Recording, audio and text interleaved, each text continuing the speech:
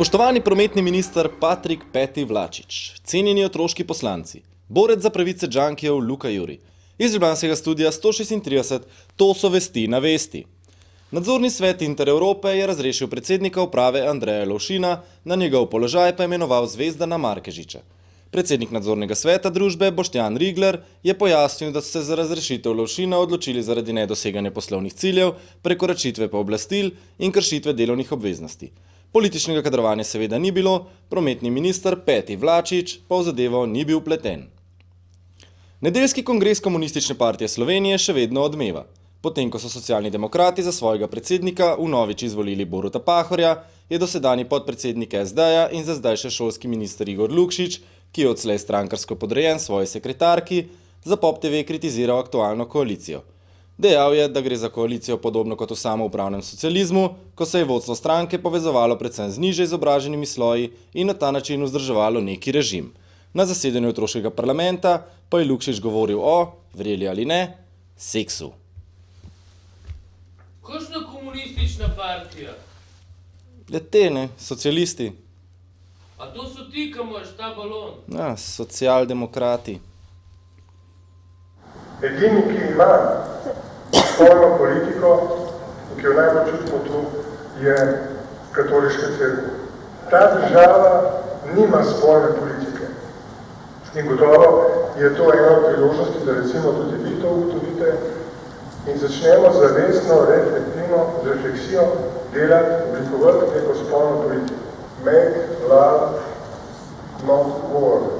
Seksualna revolucija se očitno vrača, z njo pa opojne substance. Poslanec socialnih demokratov Luka Juri je namreč zavest predstavil svojo pobudo za legalizacijo marihuane. Jasno je, da jih bomo omejevali, bomo prepovedali oglaševanje, bomo omejevali tudi starost, do katerega se lahko te stvari kupi. Ampak dajmo pogledati resnici v obraz. Te stvari se danes kupujejo, so na trgu, se da priti do njih. Torej, dajmo vsaj urediti, ena, da onemogočimo organiziranemu kriminalu, da s tem služi, in dva, da to uredimo, da postavimo neke okvire in da tudi imamo nek transparenten pregled na ta trg. Ste že inhalirali? Mislite na prepovedane opojne substance? Ne spomnim se. Pa kakšen odgovor je to od Jurija? Ne spomnim se. Ja, zapohan je bil, ne? Pa kaj, če bi Clinton rekel, ki je bil impeachment takrat, ali je bil vaš penis v ustih Monike Levinski, I don't remember. Kakšni odgovori so to? A ne, be. Ministrica za obrambo Ljubica Jelušič je z delegacijo pri spomeniku generala Rudolfa Maistra pred ministrstvom za obrambo položila venec v počastitev 135-letnice rojstva domoljubnega generala in pesnika. Z njo je bila tudi njena nova frizura, ki potrebuje svojega varnostnika.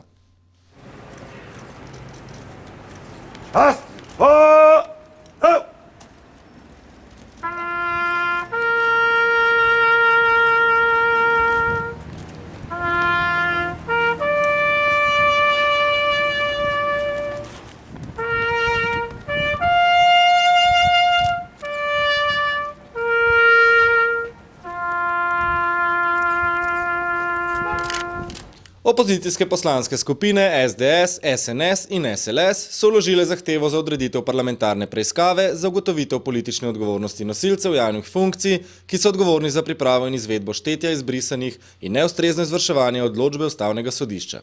Namen vladne zarote nam je v strankinem videu, kako presenetljivo, razjasnil poslanec SDS Jože Tanko.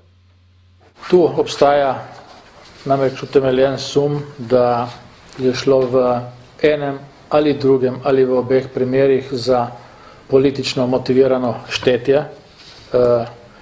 in da se je v enem ali drugem ali v obeh primerih zelo zavajalo tako državni zbor kot tudi slovensko javnost.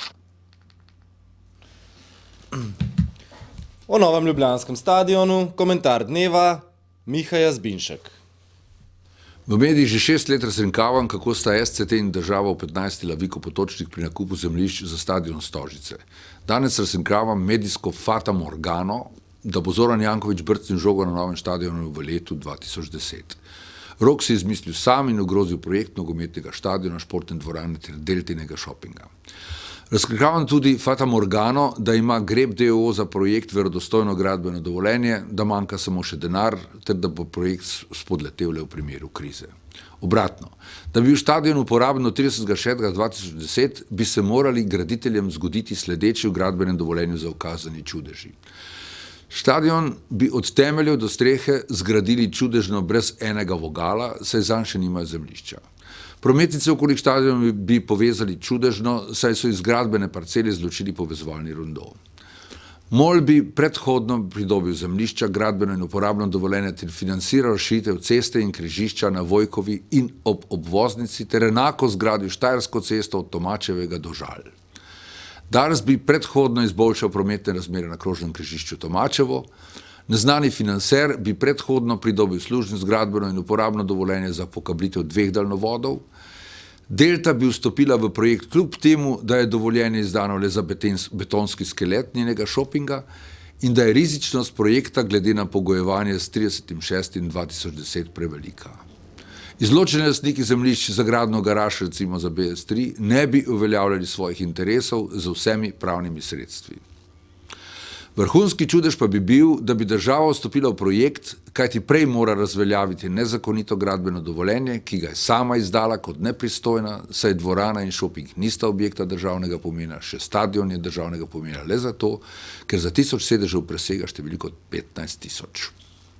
Slovenija, Slovenija, Slovenija, kulturac. 20. marca na prvi pomladni dan se je tudi pri nas praznovalo iransko novo leto 1388. Maja Malus se je pogovarjala s poznavalko iranske kulture Nado Altbauer. Pa kaj to 20. marc, prvi pomladni dan od kdaj?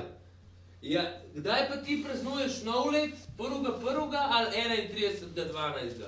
Iranci na ta dan praznujejo tako, da se posedejo okoli mize, kjer so pripravili posebno omizje.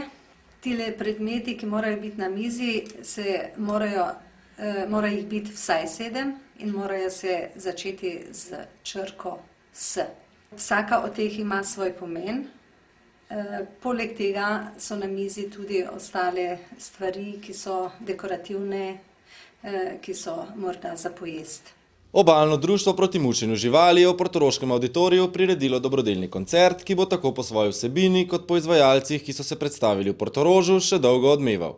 Tudi zato, ker so se v ta namen na enem mestu zbrali številni priznani slovenski umetniki, dobrodelni koncert pa so zaokrožili že tradicionalno dražbo več kot 56 likovnih del, ki so jih podarili številni slovenski slikarji. Še vreme. 1. april se nezadržno bliža in temu primerno je tudi vreme. Nekdo tam gor nas pošteno jebe v glavo. Iz ljubljanskega studia 136, to so bile vesti o slabem spominu.